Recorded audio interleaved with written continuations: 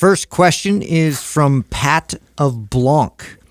What are your favorite ways to improve cardiovascular health and capacity without interfering with muscle growth? Okay, so first, let's be real clear. If you want to maximize muscle growth, some cardiovascular help will help with that. So I don't want people going the opposite direction and think I do no cardio because I want to build the most muscle.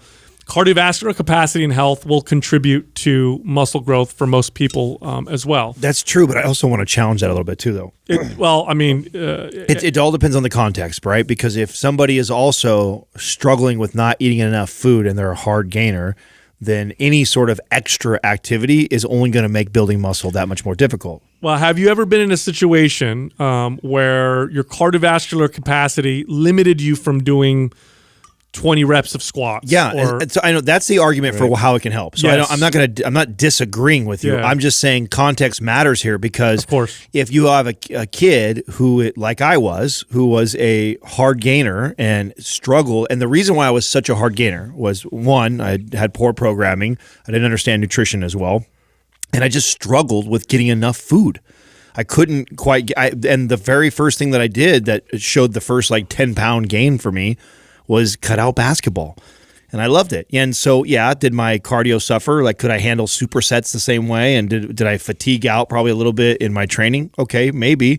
But I also now was burning, 400 less calories every single day, which meant I didn't have to eat 400 more calories, which is what I struggled with. So, I mean, I've seen all the research to show the benefits that it can have with building muscle, but you also have to take into consideration who we're talking to. That could be always, asking. Right. always. I can agree with that. I'll say this with cardio: the most anabolic form of cardio, the form of cardio that is the most muscle preserving, and in some cases muscle building, is sprint. Yeah, fast twitch, HIIT. type of exercise. And this is where I tend to kind of lean, and so I bring up ways that I'll try and incorporate that. Usually, I'm intermittently weaving in cardiovascular just to maintain a certain amount, so I feel like I'm in condition. I feel like I want to be able-bodied, athletic. So it is an important aspect to be able to have some kind of an endurance. And again, to Sal's point, having a 20-rep change is really exhausting. The fatigue sets in.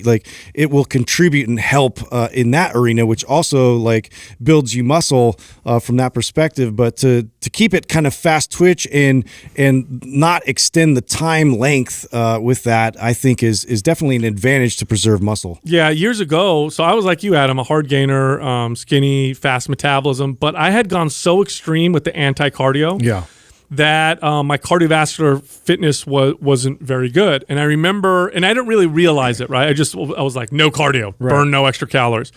Then I had this trainer that worked for me. This was back when I was an assistant man, so I was probably 18 or I was 19 maybe. And I had this trainer that worked for me. I was at Saratoga, the 24 up in Saratoga, and he was really lean. And I was relatively lean, but not lean as him. And so I said, hey, I want to get lean. What do you do? And he says, well, I do a little bit of cardio. And I'm like, yeah, but don't you lose muscle? And he goes, don't do too much or whatever, but it'll help you get lean. So he convinced me to do some cardio. Now, my cardio consisted of getting on elliptical for 20 minutes, a few days a week. So it wasn't a ton of cardio. I actually built more muscle when I did that. Now, it wasn't the cardio that directly built more muscle, but I noticed in my workouts that I was able to do, more sets. I was able to do more reps and things like squats and pull-ups and deadlifts and supersets.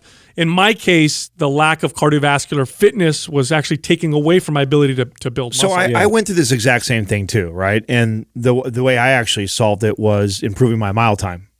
Because if I was able to keep my mile under 8 minutes, there was no weight training set that was going to gas me more than that. Yeah. So, and if my mile time was over 8 minutes, I wasn't I didn't have as good of endurance enough to power through some of these exhausting sets that you're talking about. 15 sets of squats, it's exhausting. 4 or 5 sets is exhausting if you have no cardiovascular endurance, 100%. Yeah. But if you can run under an 8-minute mile pretty consistently, being able to do that is tremendously easier. Then it's mostly muscle fatigue that'll limit you. Exactly. Which, whatever then, right? So, and what I like about that, or what I liked about that for me was that it's 8 minutes. It's 8 minutes of cardiovascular endurance that I'm doing, right? To make sure I've got enough gas tank to make sure that I can really fuel my workouts, get all the benefits of those studies that you're referring to or that we're talking about right now. And then at the same time too, not spend so much time on the cardio. Now, later on in my career, once I got into competing, I did HIIT post-workout.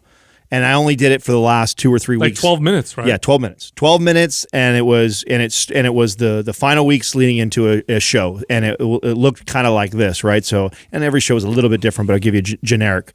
I'd start off with 3 days a week after lifting, 12 minutes of HIIT, normally the elliptical or an incline on the treadmill or sprints or ropes, anything, right? So, and I don't go by some generic protocol of 1 minute on, 10 off type of deal. I go as hard as I can with a burst of about 15 to 30 seconds, and then I let my heart rate come down. Sometimes that would take 30 seconds, sometimes it takes a minute and a half. I let it recover, and then I do it again. And I would do that for a block of 12 minutes. I did that 3 times a week.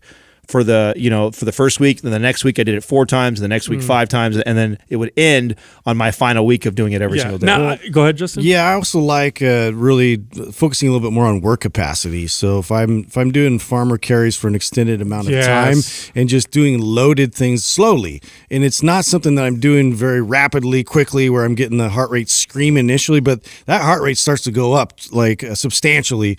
But I'm still loaded. I'm still struggling and working through this. This full body tense experience, which I feel has a tremendous carryover going back into lifting weights. Totally. My favorite way to improve my cardiovascular fitness now is to do supersets, giant sets, to have very short rest periods, high rep sets of big exercises like squats or standing overhead presses and that kind of stuff, maybe kettlebell swings. For most people, I'll say this. Most people, the best form of exercise for your general cardiovascular health is walking and hiking.